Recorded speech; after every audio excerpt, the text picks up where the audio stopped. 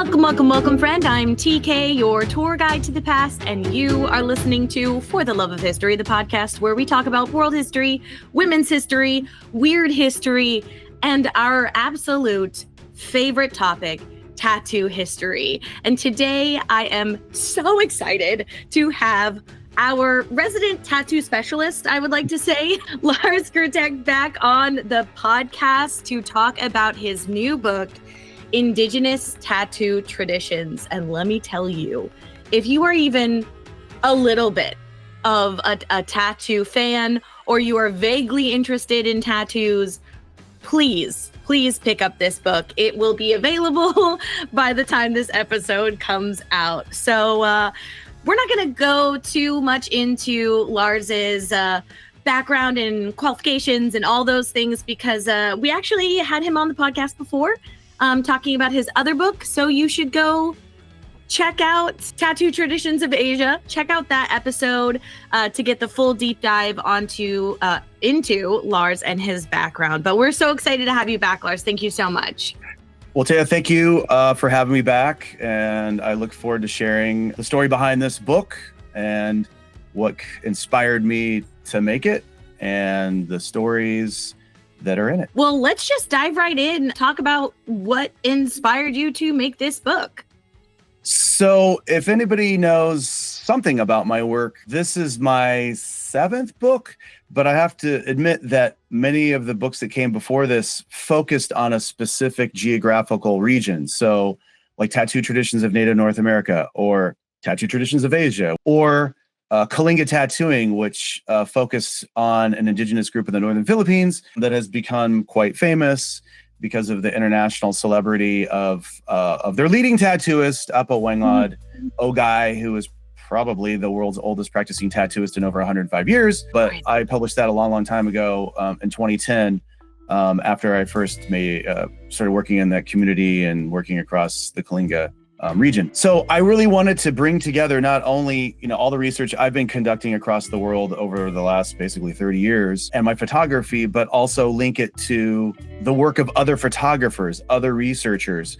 And so this is a unique collaborative project that's been years in the making. And of course, I couldn't have never done this or any of my research without the interest and the permission of the indigenous elders and the indigenous leaders and communities that I've worked with for 30 years. We're talking, hundreds of different communities that represent dozens and dozens of indigenous tribal societies. And so it's truly a collaborative effort to bring all of this together. And I found an amazing publisher who really believed in this project and treated it with respect and passion. And it's beautifully designed. And I just really want to thank my partner, my publisher, Princeton University Press, for really believing in our vision and this project, and for publishing the book, which, by the way, is coming out next week. So the official launch in the United States is May 13th. The official book launch is on May 15th here in Washington, D.C., where I live, at Politics and Prose Bookstore. And then eventually it'll be rolled out, internationally, in Europe in the beginning of the summer, and Asia and other parts later on. So. Yeah, and I was very fortunate to get an advanced reader copy, and I'm so glad that I did, because the photographs inside this book are just absolutely gorgeous. I really think that was one of my favorite parts of the book. Like, there are so many photos that are just raw and beautiful. And I think some of the last, if not only, photographs of some of these elders ever. So I'd love to know what your process was of taking these photos, acquiring permission from these indigenous elders. I would love to hear anything you have to say about the photographs themselves. Yeah, so actually my publisher wanted me to speak about this, about consent. What does it entail being in the field? What kind of permissions I needed? And so I outlined this in the preface of the book. The preface speaks about, my initial engagement with indigenous societies, and that goes way back 30 years ago when I was a graduate student in Alaska, and we talked about this in the last podcast. Yep. When we discussed tattoo traditions of Asia. But anyhow, it all started there, the protocol, writing to communities, reaching out to communities, making sure that their leadership was involved to allow me to come so that, I'm not showing up unannounced. And I always have verbal or written consent to take any photographs or to do any interviews with the Indigenous elders that I'm working with. So that's a really important aspect of this research. It would not have been possible, like I said, to do it the right way, and I've always stuck to that. And to be perfectly honest with you, I've never been turned away. It takes more time to do it the right way, obviously. And as I talked in the last podcast, I've made repeated visits to most of these communities for decades, because it builds trust, it builds rapport. People know that you are genuinely interested in participating in their culture and their communities and learning as much as you can, and also sharing stories and sharing coffee and sharing meals and breaking the ice. And I'm always learning every time. Every time I leave, there's so many questions that I forget to ask, or I was going through my notebooks and I'm like, oh, why didn't I ask that follow-up question? It's so obvious, But when we're going back to the photography that you were talking about, it is very true that over the course of doing this research for so many years, I have photographed some of the last Indigenous elders that might bear a specific tattoo that no one else has or will ever have again. And so this research comes with a great responsibility to do it in the right way, to do it respectfully and with consent. And like I said, it's just part and parcel of how this all started for me, from my first experiences when I was working in the Arctic. And that's really informed everything that I have done since the mid-1990s working in Alaska. Yeah. And once again, please go listen to that episode because Lars talks about some of the ways that he gets in with the communities, like bringing reading glasses, which was one of my favorite things that you told us in the last episode. I would love for you to tell us how you found some of these communities. They're so niche in this book, communities that I have never heard of before or did not think that tattooing traditions were in those communities, especially in the Balkans, Catholic women with these tattoos all over their hands. How did you come across these communities? Okay, so what's sort of interesting and an unknown anecdote, but I speak a little bit about it in the intro to the book and in the preface. But way back when, after I left Alaskan graduate school, I strangely enough had a job in Bosnia in the late 90s, monitoring elections for an international organization. And I actually did that for many, many, many years, made repeated trips to the Balkans. And so that's when I first discovered that there was this rich tradition of Catholic tattooing in Bosnia and Croatia. Also, that at one point in time, it was in Albania, in Serbia, in Montenegro, Macedonia, even in northern Greece. So anyhow, that's when I was first exposed to it. And I started, finding really old resources from the 1920s and started building my archive, if you will. I didn't encounter any women when I was in Bosnia, only because I was there for like 10 days. Yeah. I'm stuck at a polling station and I didn't really get to go run around. But it built my awareness of like, these elders are still living, they're still out there, and they're not actively tattooing anymore.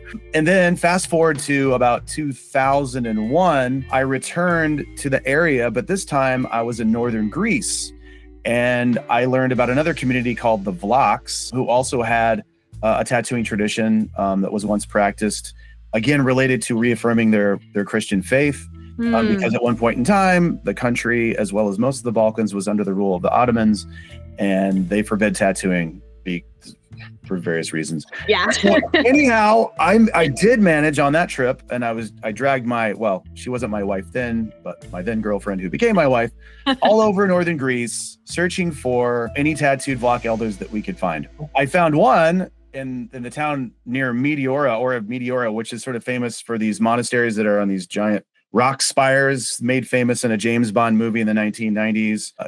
Like he had to, take this winch up in a basket, elevator, whatever, and fight off Jaws with the metal teeth and whatever. But I learned about her because we were having dinner and her great granddaughter told us, oh yeah, my grandmother has these symbols on her arms, but she's on her deathbed. And of course we couldn't go visit her. So I was like, strike one. Okay. Yeah. Then we traveled to other parts of northern Greece, and we heard about, they were away at a medical clinic or something like that. And then I finally, on the third try, we found this older woman, like 94 years old, Gianula, who had a cruciforms on her forehead and one big faded cruciform on her forearm. But as luck would have it, again, sort of a strike three, she had fallen in her garden the week before and her whole entire forehead was bruised. And so you couldn't see the tattoo, and she had a big bandage across her forehead. But then again, you could see the faded giant cross that was on her forearm. And so I back in those days, I was actually writing for a lot of international tattoo magazines. And so I combined it with a story about the oldest tattoo family in Athens. With sort of like an anecdote about, running around the Pindos Mountains in the north looking for tattooed black women. And striking out successively, but eventually I found Gianula. So she had some interesting things to tell. And so I published that article, and it's actually still on my website. I do have a lot of articles on my website that go way, way back. So if you just click on the articles menu, link in my menu, you can find those articles. So. Yeah. And I have read a bunch from the various tattoo histories that we have done. You're like my encyclopedia of tattoos. When in doubt, just go to Lars's website. But what's happened since that time, there's several individuals from Croatia, from Slovenia, and also that are diasporic, that live in other European countries that have family roots and heritage to Bosnia and other countries in the Balkans where they practice this form of tattooing. And there's been a revival that's been ongoing for the last 15 or 20 years.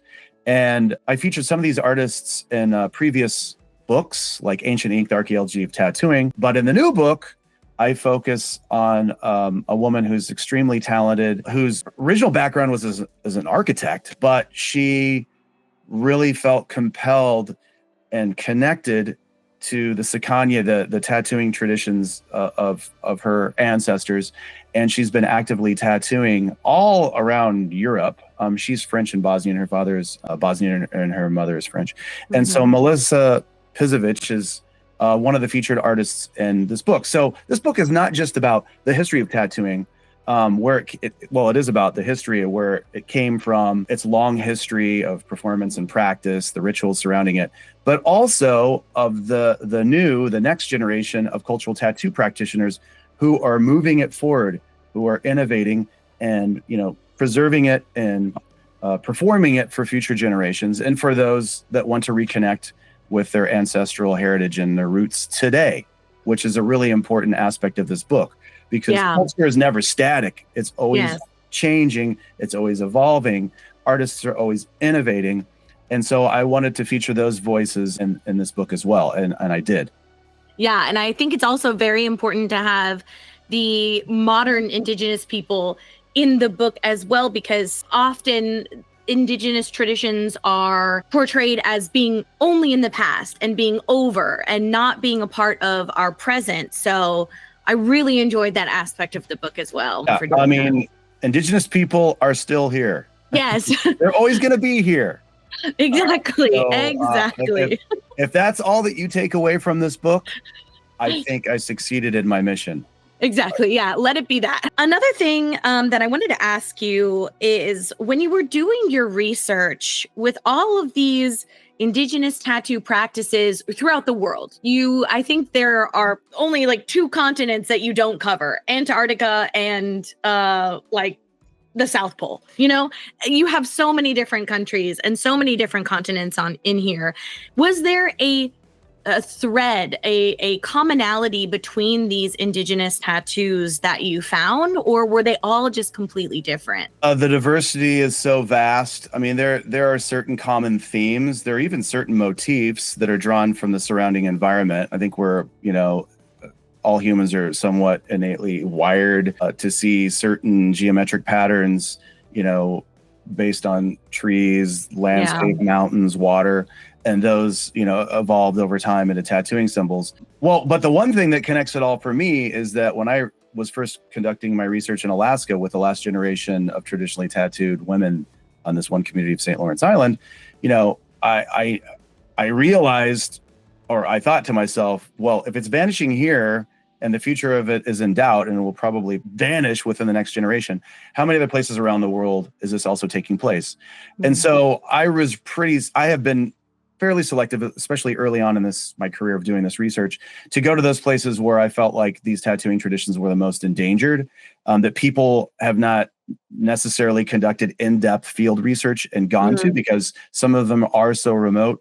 They required special permits at the time to go to because they were restricted to outsiders for various reasons, like insurgencies and things like that. So I was very fortunate early on to make the right connections and to get permissions to travel to some of these areas. Some of them have opened up now. These permits are no longer required. Tourism is encouraged, whereas in the past it was always, hit or miss. You really need to have the right connections. So I have to say that really informed a lot of the places that I've worked in, let's say over the first 15 or so years, are going to those places where there's so little documentary evidence, but you can see that there's a vast visual archive when you start digging. And I know that these tattoos are not merely for adornment or beautification. Yeah.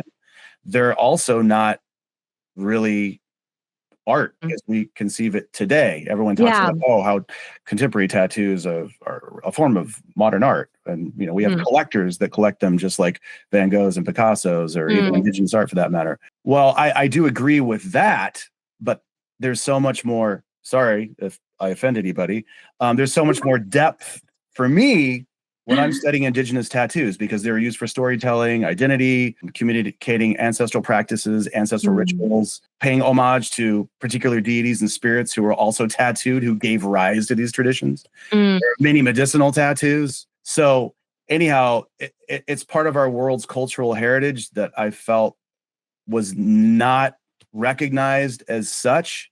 And I think I may have spoken about this in the last podcast, but on the early stages of this research, I didn't see UNESCO, I didn't see the National Science Foundation or any international science foundation or foundation really going out there and doing any kind of the work that I was doing. Yeah. And I felt that that's a big loss for humanity, because these cultural expressions are so ancient and so unique, and they are on the verge of disappearing in many places.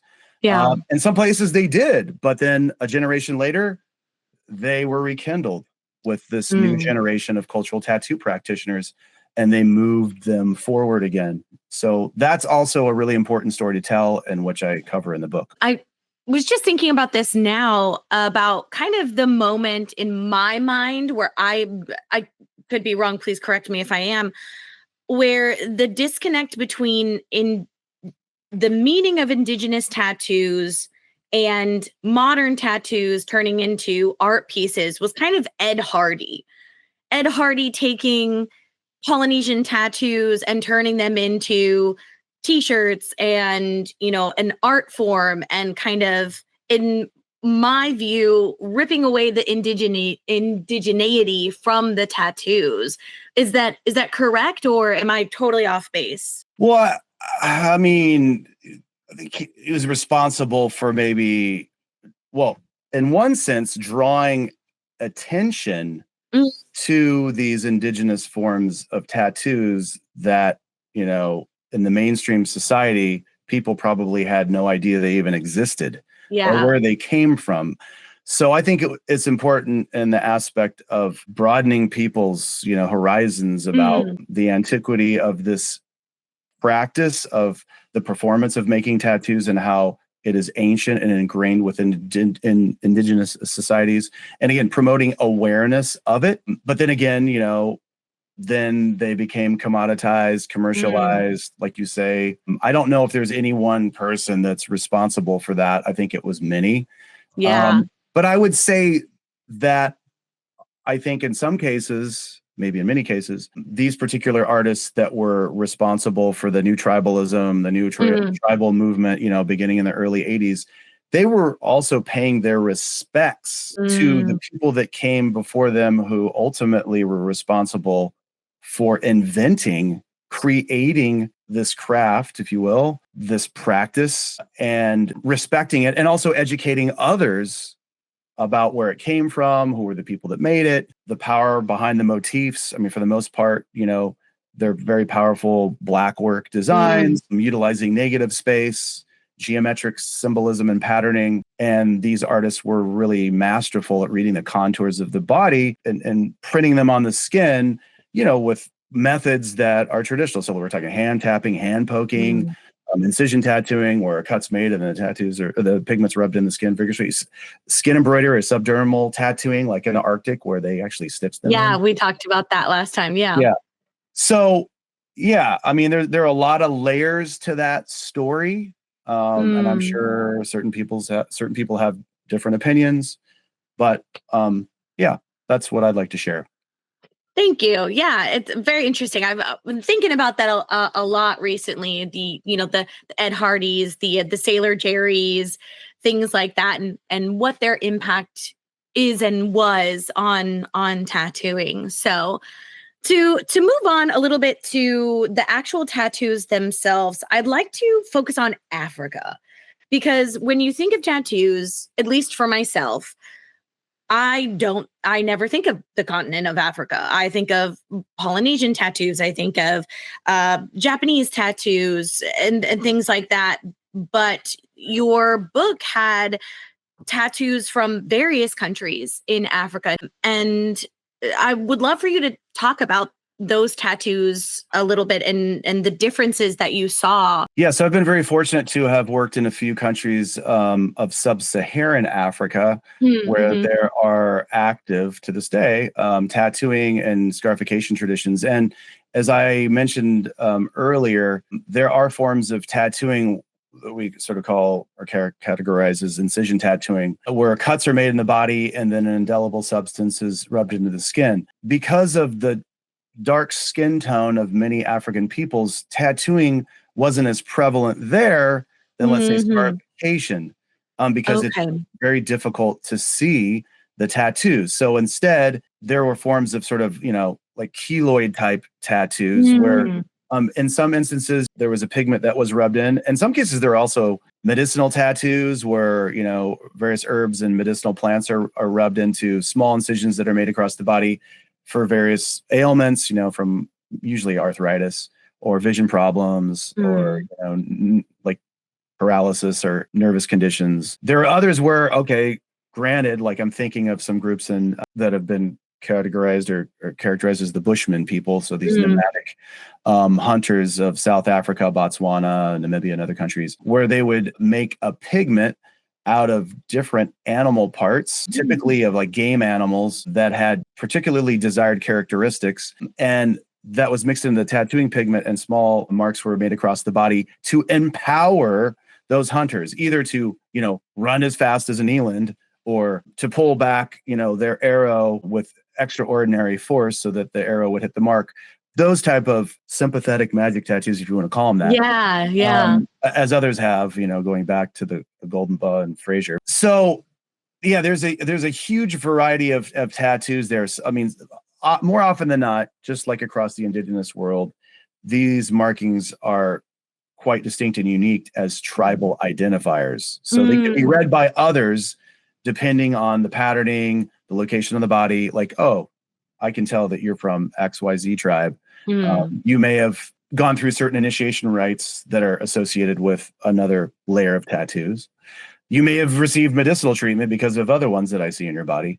So you can read a lot about an individual based on their tattoos if you know the vocabulary. And so I do speak, I sort of begin the book speaking about the visual language of tattoos cross-culturally. And how if you're enculturated into those worlds of ink, you can tell a lot about the biography of that individual. And of course, in many indigenous languages, and again, I give 5 or 6 ethnographic parallels there, but a short survey because I could go on and on and on. In many indigenous languages where tattooing is practiced, the word for tattooing usually, or sometimes, or the majority of the times, equates to writing or writing on the body.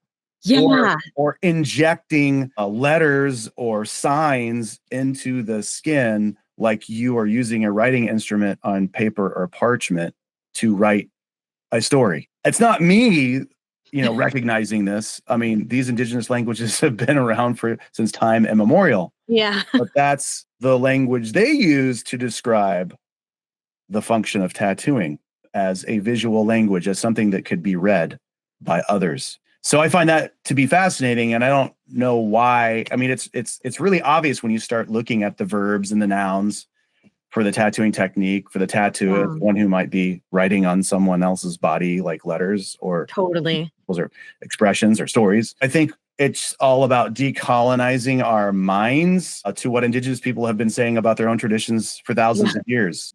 Just go to the source. It's not like we have to theorize and come up with some complex theory about what this means and the functions that it performs. There are people who are there we could talk to. Right. I mean, obviously, but I want to go back to something I just didn't think about it at the time. Yeah. When we're talking about the new tribalism movement, and some individuals may have commoditized Indigenous tattooing symbols and printed them handbags and T-shirts, whatever. I want to go back several hundred years before that time. Okay. I give a couple of examples in the book, perhaps the earliest ever, where some Indigenous peoples were forcibly removed from their communities, in some cases kidnapped or enslaved and then purchased as a slave, and brought them to Europe in money-making ventures, like as sideshow attractions. And so the earliest one that I've ever encountered, and this goes back to research I did for my Native American book, but I also talk about it briefly here, is about an Inuit woman and her daughter, I think, who were kidnapped in the Canadian Arctic in the 1500s. Oh my gosh. By sailors from Europe, and they were brought back to the continent, and they were exhibited in inns and bars and money-making ventures. And there's a wood block print, I might get the date wrong, it's around the 1580s, and it's in German, that shows the tattoos on the woman, because most Inuit women had facial tattoos for a variety of reasons. You can read about that elsewhere. And so this whole idea of commoditization, if you will, goes back hundreds and hundreds of years. And there's another famous case that I give about this man whose identity has sort of been shrouded in mystery. Various scholars have called him a Marquesan based on his tattoos. Someone recently told me he's, based on his tattoos, he's a Moluccan. So that's like southern islands of Indonesia. I don't know whoever made those attributions, because it's plain for me, for any scholar of Micronesian tattoos, that his tattoos are Micronesian and most likely from an island group in Palau. That's also covered in the book. But what I'm getting at is that in the 1690s, he was already enslaved. He was purchased by a famous English buccaneer, William Dampier, and brought to London in a money-making venture as a sideshow attraction. Sadly, I think he was only there for a couple of months, and he died from smallpox. Oh, gosh. But okay, so some of this is, other people know about it. They're not little-known facts. Apart from the aspect that I think that we can comfortably say that he was not Moluccan, he was not from the Marquesas or any other place. And I've given examples of where I feel like he probably came from, because I have a line drawing of very similar tattoos from this one location, this island group in Micronesia. So I think we can put that myth to rest. Yeah, you heard it here, folks. Is what I like to do, because I saw something recently posted about him saying he was a Moluccan. I've never heard that before. Somebody's, Facebook post, Instagram post, and I'm like, I don't know where that came from. Anyhow, the little known factoid after he passed away, apparently his tattooed skin was flayed off his body, and it was on display in one of the Oxford University libraries for hundreds of years until it was lost, and it's never been found again. No, it disappeared after a couple hundred years. No one knows what happened to it. Maybe it deteriorated. I don't know. The bugs got to it. I have no idea. But speaking about commoditization, there is at least one deck of playing cards that an enterprising person in London made that depicts his full body tattoos. And these playing cards are in the British Museum, and we have the image of it.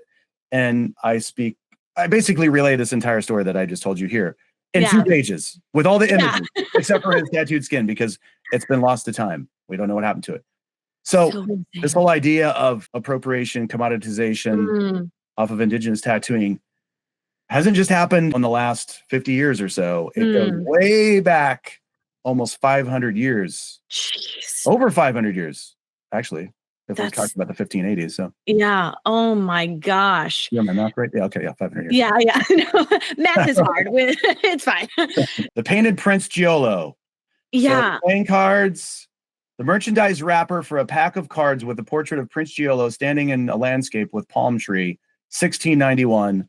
And I think the only existing deck, or well, maybe it's one of the few, is at the British Library, and that's where we sourced the image. But interestingly enough, they didn't do a good job digitizing it. And basically the only image that we could get just barely met the high resolution standard. So we wanted to make it larger, but they haven't, surprisingly, produced a high definition TIFF of it. They should. Well, I think they might not even have known that they had it until we brought it to their attention.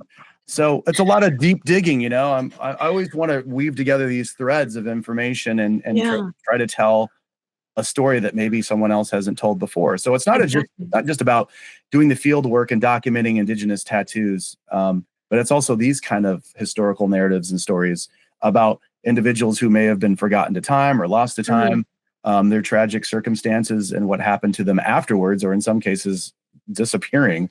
When you're talking about this tattooed skin. So you're like the Indiana Jones of tattoo anthropology. Well, I was trained as an archaeologist in Alaska, and then I turned to the dark side of cultural anthropology, and that's how I started studying tattooing, much to the dismay of my archaeology professors. I would say nothing against archaeologists. We're good. We need some tattoo anthropologists, okay? Because I feel that this field of study is woefully underserved. I think that I've interviewed two of the most prominent tattoo anthropologists, Dr. Anne, who does Egyptian tattoos, and you yourself. And other than that, I am not aware of any other anthropologists who work with tattoos, who study specifically only tattoos. And I think that's a huge disservice to a huge part of culture, because just like music, almost every culture has some form of music, and almost every culture at some point has had some form of tattooing. And we don't know nearly as much about tattoos as we do any other subject. So I think it's very important that the British Museum go in their archives and look at some stuff. Yeah, it's always frustrating when you find something like that, and it's like, to me, I'm like, oh my God, that's so freaking amazing, right? And they're like, oh, we've never digitized it, and we don't have a high resolution. And I'm like, what are you talking about? I mean, for me, it's like, you know, the Holy Grail, or an inscribed llama bone with tattoos from Peru, you know, like it was just encrusted with semi-precious stones. And they're like, oh, well, we've never actually digitized it, but there's a drawing of it from 1910 in this article. I'm like, what are you talking about? Like, why would you not? Right. I mean, that would be like the first thing on my list, you know? And then, of course, then they want to charge you a lot of money because, oh, we don't have the faculty. We don't have, you know, a full-time photographer, which that is the case. I know how difficult it is anymore because I used to work at the Smithsonian for 8 years, so I know how that can be. But anyhow, sometimes you're like, "Are you serious? That's that's like world cultural heritage status type stuff that you should have up forefront. Have it digitized." Truly. Oh my gosh! Sometimes it's frustrating doing this work. So yeah, I would imagine.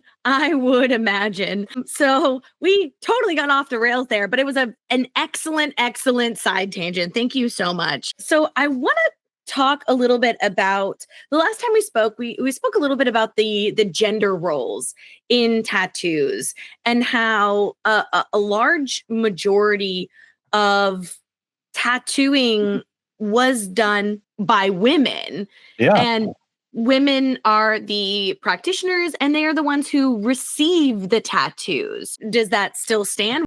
Yeah. I mean, if you go through the new book and you start, if you were to make a column, male, female, and start writing down the indigenous societies, I think you would soon learn that the majority of the individuals that are making these tattoos are women.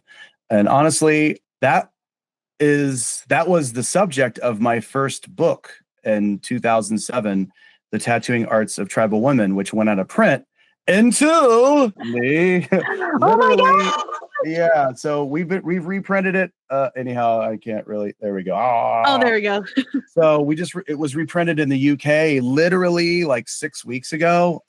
But it's not, sort of populated in bookstores just yet, even in Europe. Mhm. So you'll be seeing that, and we've added some new color photos and to replace older drawings, and we've updated some of the text. I mean, it wasn't like a total overhaul, but adding some more color images, because we're kind of on a tight budget when we first published that in 2007, mainly because I had difficulty finding a publisher for that. But the backstory on that book is that I had a friend who was a female tattooist, and she's like, you've been conducting this research, you've been going out to indigenous communities for a while, and I'm just curious myself as a woman tattoo artist, like how many indigenous societies you worked at were women the tattooists versus men? And I'm like, I never really thought about it that way. And this is like circa 2005 when I was writing this book. I mean, I was a full-time dog walker because I could work 5 hours a day, make good money, and then come home and write. And then I was on my you got to do what you got to do. I've done all kinds of crazy jobs. Like I talk about in this book, a lot of my research is self-funded. So, I roofed houses, I was a dog walker, construction, whatever, paving. So anyhow, that's luckily I've transitioned into like a full-time job, and, I'm okay now. Yeah. But it touch and go for a while, but then I used to write for tattoo magazines, and whenever I was paid, I would put that money right back into my travel budget so I could go out and do more field research. So it was kind of, like a cyclical wheel, if you will, of like writing and then using it to go back in the field again, because I've never really had big grants to support my research, with the exception of Family Foundation, which I think I talked about about tattoo traditions in Asia. Because many of those trips would have never happened without the support of that particular Family Foundation in Italy. But anyway, that's a whole nother story. So anyhow, yes, for this book, for just about all of my books, for the most part, women were the individuals, the experts that created tattoos for their male and female clients. So interesting. Perhaps the most famous, which she doesn't get a lot of coverage in this book because I feature her heavily in the Tattoo Traditions of Asia book, as well as the forthcoming documentary called Treasure of the Rice Terraces, is probably maybe the world's most famous tattooist, Apa Whang-Od Guy, who's over 105 years old, of the Kalinga, based in Buscalan village. So we actually just completed that documentary. It was fully locked in at the end of March, but we filmed the majority of it in the Philippines in January of 2024. But we promised last year in 2024 in January that when it was all said and done, before we start submitting it to film festivals and hopefully, it lands on a major streamer, that we are going to bring it there to Buscalan and have the world premiere for the village. And so that's what we did on March 30th. So not that long ago. God. Less than 2 months ago. That's incredible. We were in the Philippines there for a quick minute. And then we also had a private screening in Manila, but that was for all the people that were involved that are featured in it. Because there's a new trailer coming out with all of the new footage. There's one that exists on the Treasure of the Rice Terraces website, but there's a new one afoot, especially since we're submitting it to major film festivals and things like that. But it has many different layers. We talk about the tattooed mummies of the northern Philippines. We talk about other indigenous cultures of the Philippines that have tattoos. We also talk about, or we feature, the fashion industry of the Philippines, because in 2023, during the Miss Universe pageant, there was a beautiful evening gown that was created by one of the Philippines' leading designers. And it was inspired by Apa Whang-Od's tattooed arms and some of the tattoos on her torso. And it also brought together other indigenous tattooing traditions like the Pintados, or the tattooed people of the Visayas, who the Spanish conquistadors and the missionaries first made contact with, over 500 years ago. And then other indigenous groups of the northern Philippines that tattooed. So he brought together all these beautiful elements into this black evening gown made of thousands of, I can't pronounce it, Swarovski small, beads or whatever, crystals, amazing like lattice work, and it fit on Miss Universe 2023 like a glove.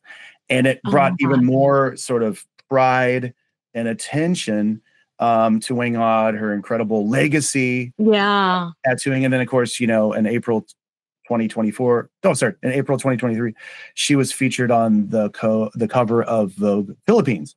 So as the oldest cover girl on any Vogue cover ever. Wow. And so that also increased probably, attention, visitation to her village by another 20%. So, Wow. Tattoo Mania was already happening, as we talked about in the last podcast, but took off even more because of those things. So we brought together all of those people to make this beautiful document. It's incredibly shot, amazing team. And so we were looking forward to bringing it to everybody. Hopefully later this year, you'll be able to see it either at a film festival or at a major streamer. But the way that industry works is you have to pitch it at film festivals, hope it gets picked up, but you can't really release it everywhere. Otherwise, your entries to film festivals will be withdrawn because they want exclusivity, right? Yeah. It's a little frustrating. We want to share it with the world right now because it's right now. We just have to wait a little bit longer. Yeah. I'll let you know when it's out. And please. And I want to watch it so badly. Oh my goodness. Yeah, there does seem to be a lot of particularly tattooing from the Philippines resurgence. There's a makeup artist on Instagram and TikTok that I love to follow who does makeup looks inspired by the various tattoos of the Philippines, and it's incredible. It's gorgeous work, and I love that is happening now. So to pivot a little bit, because I live in Japan.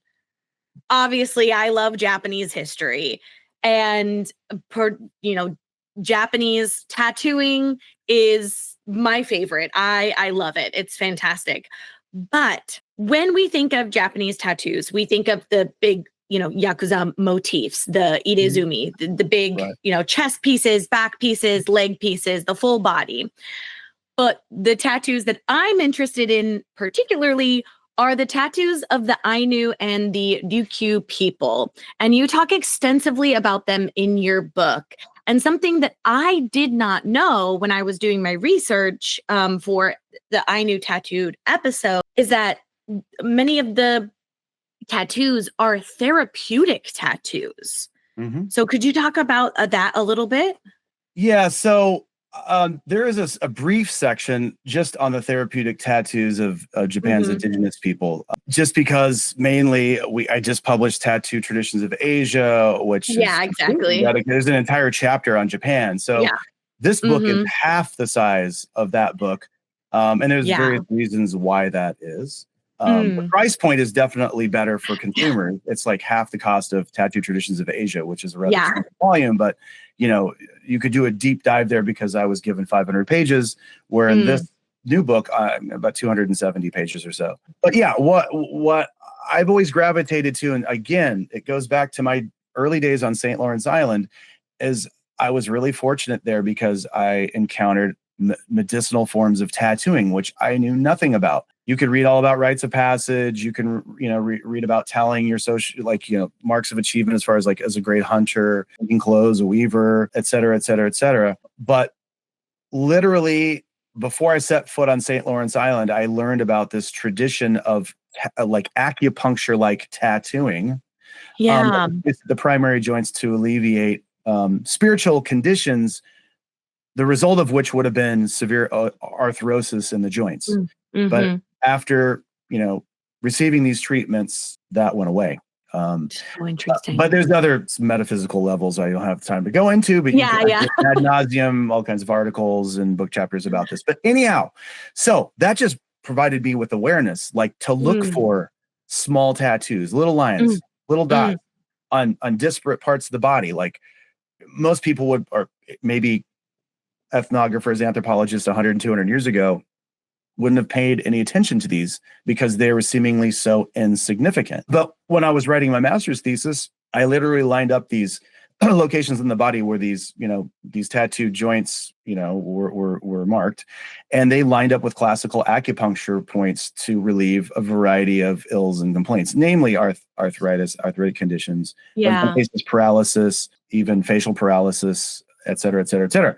So when I started digging through long ago, I've been building my archive on Japan for 20, 30 years, probably when I got my start, as well as many other places around the world. Whenever I worked at the Smithsonian, I'd be digging in my spare time in the archives, the museum there, which is some of the best in the world. I've traveled to the British Museum, the British Library, all these different museums. So I'm always trying to find whatever I can because I never know when I'm going to use it in the future. Right. Some of the stuff sat around for 25 years before I found a project to feature it. So anyhow, Right here, yeah. I dug up all of this amazing research that was done by others, but in really obscure medical journals, some going back to the 1890s. Some of them were Japanese medical doctors, but they were publishing in really obscure German pathology journals or pathology journals or whatever. So luckily, I was able to find some of these articles based on digging in, like, say, the Smithsonian anthropology library, which I got to admit, most of these materials came from there when I used to work there. So anyhow, it's fascinating, but they, as well as many groups in the Ryukyu archipelago, received various types of medicinal tattoos, again, largely for, rheumatic arthritic complaints, to be honest. There are other sympathetic, quote unquote, sympathetic magic tattoos, especially amongst the Ainu, typically small marks that were placed, just below the thumb, sort of in this bridge, this area right here, to help increase one's dexterity, especially when they're drawing a bow or throwing a trident in the case of the Ryukyuans. So it's a brief, sort of anecdote in this book. It's only like 4 pages, but I just wanted to promote awareness and bring awareness of the fact that these are most likely very ancient traditions, as they are elsewhere across the world. And, through DNA evidence and other evidence, both the Ainu and Ryukyuans are anciently descended from the indigenous Haman people, who were the first occupants of the Japanese archipelago. And they arrived, there's aspects of their material culture that date to like 15,000 years ago. So if you want to think about it in those terms, these are perhaps unbroken tattooing traditions that go back tens of thousands of years, which I don't think we can really carry back that time as deep in other areas of the world, because we just don't have that material culture intact. So it's disintegrated for the most part. Yeah. One thing that I found so fascinating in your book is the artist Taku Oshima. Yeah. So he has Ainu heritage, but what he's been inspired by for over a decade is this ancestral group called the Haman, who gave rise to the Ainu. Okay. And through DNA evidence, the Ryukyuan people too, they migrated south from points there, which is detailed in my Tattoo Traditions of Asia book. I don't dwell on it. I cite the research of others that are much more qualified. They're DNA experts, that are archaeologists. It's not me making these assumptions. It's me rigorously citing those who came before me to establish a fact base. Just want to get that straight. But he has been inspired by this material culture I'm talking about. Some of it's 10,000 years old. Some of it's 5,000 years old. That is believed. I mean, we know that the Haman people created it over different periods as their culture evolved. These little dogu statues, there's ceramic anthropomorphic statues or statuettes. Yeah, there you go. There's one right there. I made this one. Some are large. Oftentimes they're damaged, because they've been in the soil for a long time. In some cases, many of their heads have been removed. I have my own theories about that, because there are parallels on St. Lawrence Island of other ancient anthropomorphic pieces of inscribed anthropomorphic figurines that are made of walrus ivory, where their heads were severed. But we know that those were tattoos on their body, because those tattoo motifs were carried into the historic period. And so we know that there was sort of an ancient, unbroken tradition of tattooing in St. Lawrence Island that's over 2,000 years old. Anyhow, that's another story that's chronicled in other publications. I don't want to bother you with that now. So he's been inspired by the inscribed bodies of these Haman, these dogu statues. Now, we don't know for certain if this represents body painting. We don't know if this represents scarification. I mean, but they're deeply etched, so it doesn't seem like it would be body painting to me, right? So was it tattooing? Well, we know obviously that the Ainu tattooed, probably forever since they've been on the earth. But some of these dogu in later periods have motifs, like facial motifs, like dotted tattoos around the mouth, that at one time certain groups of Ainu also practiced those forms of tattooing, especially in the Kuril Islands, which is even north of Hokkaido, and up northwards into Russian territory, or what is today Russian territory. It begs the question: are perhaps these tattoos really? We don't know, but using his creativity and his innovation, he has found men and women from a variety of professions that are willing to commit to his Haman project, which basically they are giving up their bodies to receive one of Taku's amazing, inspirational blackwork tattoos that will basically cover your entire body. And I've known Taku for a long, long time, like, 15, almost 20 years. Mm-hmm. And I know, and I talk about this to some degree, and I feature him in the book. Yeah. Right here. I mean, I know back in the day, like before the Haman project took off, which I talk about the timeline and when it was created, whatever, he was always struggling with himself because he wanted to do giant blackwork body pieces that you could see from, 30 meters away, not small pieces. But slowly over time, he garnered a following. He's also inspired many different people from across Japan to learn more about the indigenous roots of tattooing. Eventually he started gathering clients to participate and to give up their bodies to this project. And so now he's creating these, masterfully executed, incredible symmetry, perfectly aligned with the contours of the body, based on the iconography seen on the dogu, and mixing in some, other elements of ancient art and iconography. So it's incredible. And I detail, in some cases, how long it takes to complete a full bodysuit from some of his clients. They're huge. It's full body, and it's like packed in black. So, and it's gorgeous, but I can imagine, you talk about it in the book, but even hearing it again is crazy how long it takes.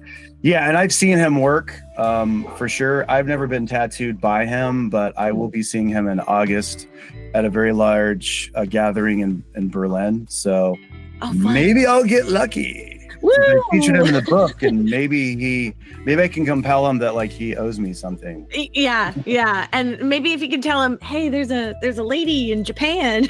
Yeah. I'll try my best. Thank you so much. Well, Lars, I literally could talk to you for 4 hours. This could be the longest podcast I've ever made. But I want to end here so that our listeners have an incentive to go get this book. We don't want to reveal every single secret. So I just want to ask, in the creation of this book, what was something that you will never forget? Was it during the creation of this book that you were like, wow, I'm making something that nobody has ever made before? Was there any feeling like that ever? I don't know about that. I talked about sort of my inspiration in our last podcast, why I wanted to make that book, because I just felt like, the indigenous tattoos of Asia have not been properly given the recognition that they should have. And I also feel like, since this is more of a global survey, I'm sort of compelled to say the same thing. But the other thing is this is much more, I feel, like a collaborative project, because there are so many amazing photographers out there that maybe they're not really interested in tattoos, but they felt the need to capture some of these powerful portraits, or people just doing their everyday chores or rituals in their villages, but learning, a little bit about it. But maybe didn't have a forum to to share their work. And so, it's a lot of curation and reaching out to people over the years. Like, I've known most of these people for quite some time, and to let them talk about their work and why it's important to them, or just to give them, some props, because this stuff has probably just been sitting in somebody's hard drive. And I think it's really, really meaningful for other people to see and to read. Like, I'm posting some of these photographs on Instagram, I think, to promote this book only in the last week. And none of those are my photographs. And I see the interest and the likes and the comments. And people are so enthusiastic that they've been shared, because they're like, I've never seen that before, And maybe they have ancestral linkages or heritage to some of those communities. And we're talking again about elders, for the most part, who represent perhaps in some cases the last generation of tattoo bearers in their communities. There will never be a revival movement like there are in other places that have been going on or beginning to sprout out right now. So I just think it's important to spread awareness, to highlight the work, not just of me, but others who are also interested and have a passion for documenting these important human expressions that have been with us probably forever. For time in memoriam. Or since somebody accidentally, poked somebody with a stick and they realized it's not going away because it was charred at one end and now there's a indelible mark there, and maybe we can use that for something. But it's just incredible, the story of how tattooing evolved over time, all of the layers of meaning, its function as a storytelling device, as a visual language of the skin, and how much you can learn about other people through the marks that they wear in their body. Yeah, totally. And I think it's incredibly fitting that this book is a collaborative book, because I feel that tattoos inherently are a collaborative thing.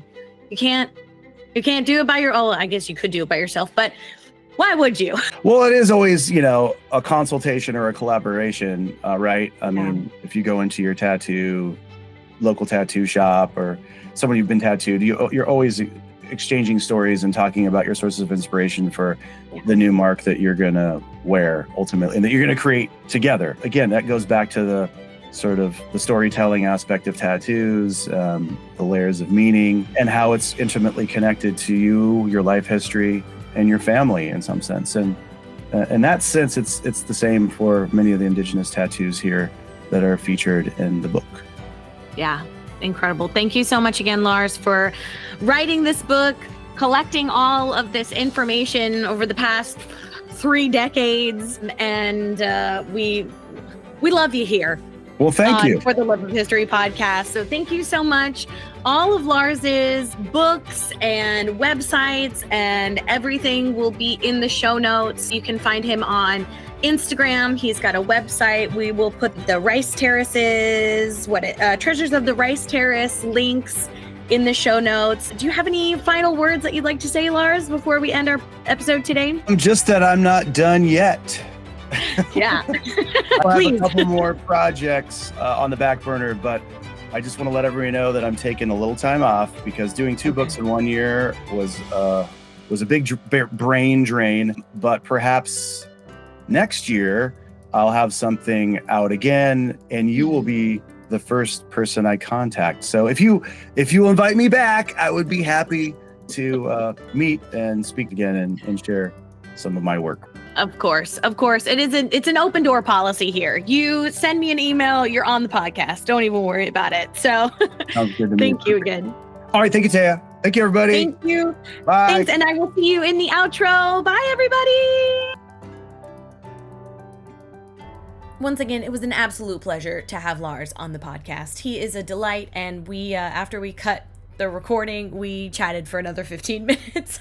We could talk about tattoos all day long. So thank you for listening to this episode. We are still in between seasons, getting ready to go. Big things are happening in season 11. So please make sure that you like, subscribe, comment, share, because that is the best way to support the podcast. All of this educational information that I create is free, but it is not free to make. So any support that you can give by liking and sharing and all of those other free 99 things is so extremely, extremely helpful in helping me continue to make this podcast. If you'd like to support the podcast in other ways, you can join us over on Patreon.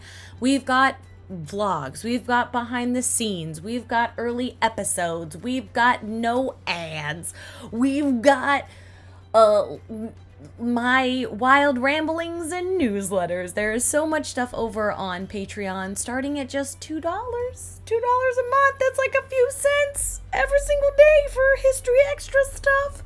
Anyways, if you can, that would be awesome. We also have merch. And by we, I mean me. I made that. So thank you again for listening. I will see you in the next episode. Make sure you drink your water. Do something that makes you happy today. Be kind to yourself. Go outside, touch some grass. I love you so much. And I will see you next week. Okay. Bye. Why is there a metronome right now? Okay.